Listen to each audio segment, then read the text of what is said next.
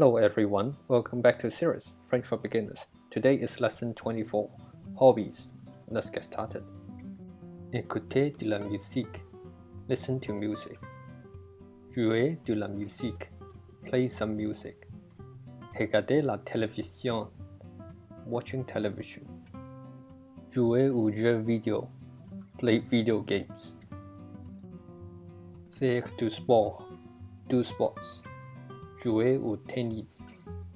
Play tennis. Faire du vélo. Do cycling. Faire du yoga. Do yoga. Lire. Read. Peindre. Paint. Dessiner. Draw. Danser. Dance. Pêcher. Fishing. Prendre des photos. Take some photos.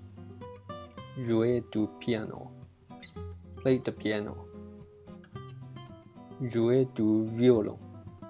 Play the violin. So you may have noticed there are three types of verbs in expressing a hobby.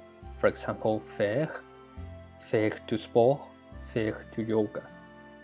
Jouer, jouer de la musique, jouer au tennis. And there are other verbs, for example, lire, prendre des photos. So let's take a look at some example sentences. For example, je adore écouter de la musique. I love listening to music.